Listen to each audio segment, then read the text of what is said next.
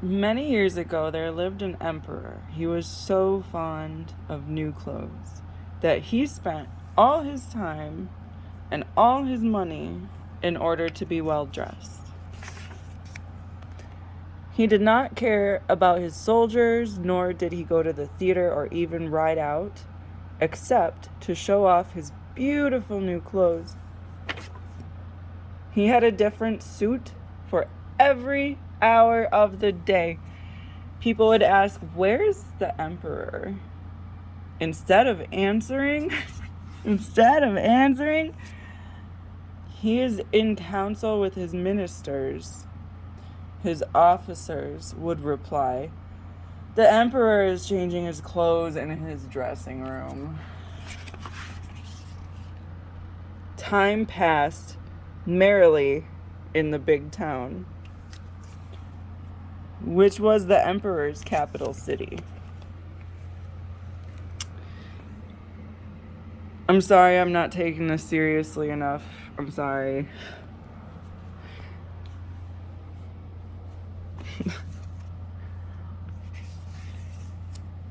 Visitors arrived every day at court, and one day there came two men who called themselves weavers, but they were, in fact, clever robbers. They pretended that they knew how to weave cloth of the most beautiful colors and magnificent patterns. Moreover, they said, the clothes woven from this magic cloth could not be seen by anyone who was unfit for the office he held or who was very stupid.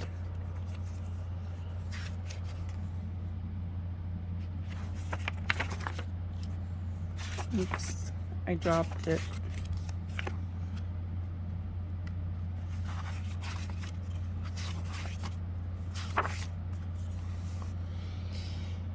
The beautiful clothes could only be seen by those who were fit for the offices they held or who were very clever.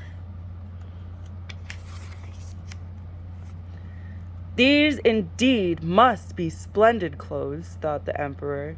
If I had a suit made of this magic cloth, I could find out at once what men in my kingdom are not good enough for the positions they hold, and I should be able to tell who are wise and who are foolish.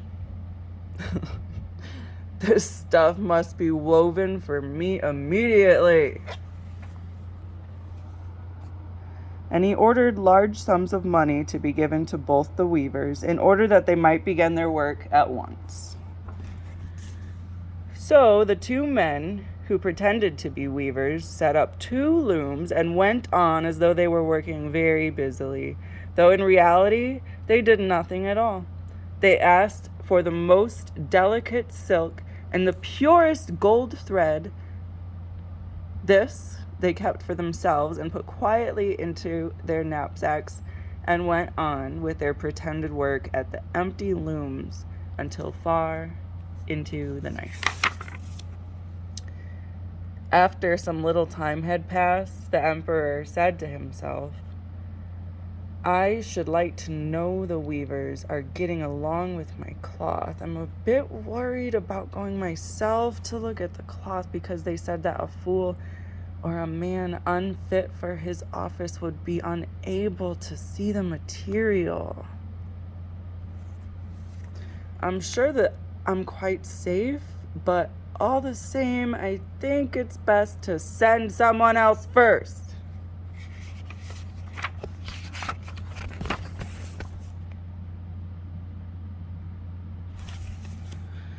All the people throughout the city had already heard of the wonderful cloth and its magic and were all anxious to learn how wise or how stupid their friends and neighbors might be.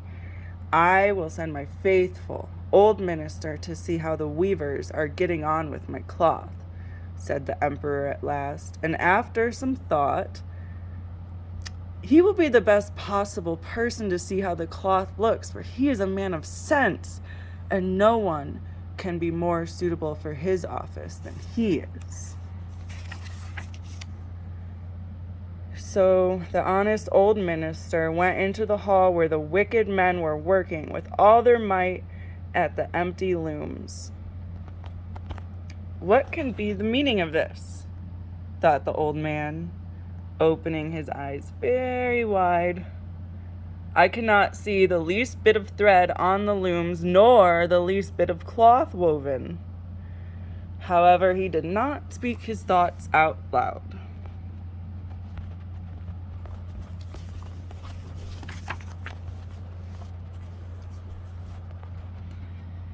The men who were pretending to weave asked him very politely to be so good as to come nearer, and then pointing to the empty looms asked him whether the design pleased him and whether the colors were not very beautiful.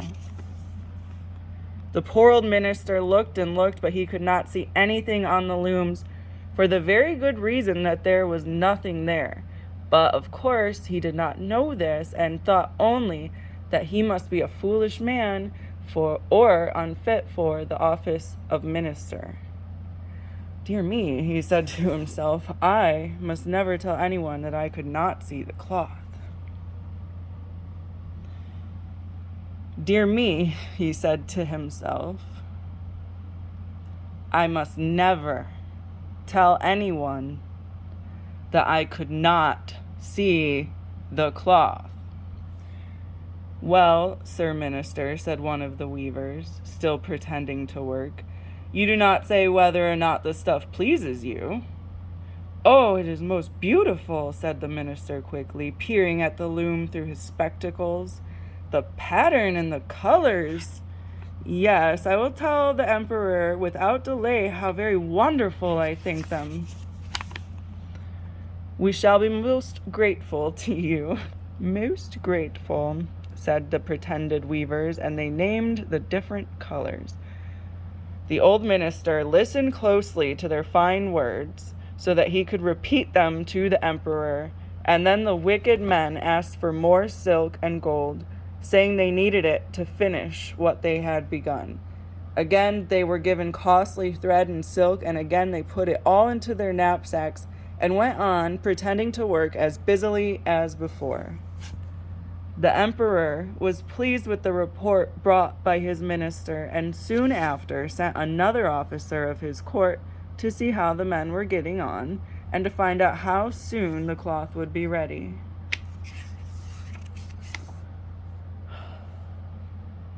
It was, of course, just the same with the officer as it had been with the minister. He looked at the looms on all sides, but could see nothing at all but the empty frames. Does not the stuff appear as beautiful to you as it did to my lord the minister? Asked the men, at the same time pointing to the empty looms and talking of the design and colors that were not there. Okay, I'm just going to take it in this story, and I know that I'm interrupting the story. There's a lot left, and I feel like we all know how it ends, so I'm just going to finish it with my opinion, in that this book was made in 1949, and they're literally testing invisibility fabric that the military uses, military invisibility fabric. They also use it to shield weapons and airplanes. So this book is actually trying to tell you in the most messed up way, during a time when they were burning books, that they're testing the reactions of the emperor. The emperor knows that the clothes are invisible. So how is it like, oh, everybody sees that he's naked and they laugh at him for being naked? No, they tricked him into believing that he was wearing fancy clothes, which is what it is on the surface, but that he did not want them to know that he couldn't see the clothes. Like, that's the part, I already read it, so if you want to watch it again, you can rewind the video, but it's like, was like, I can't tell these guys that I can't see it, because they're trying to draw out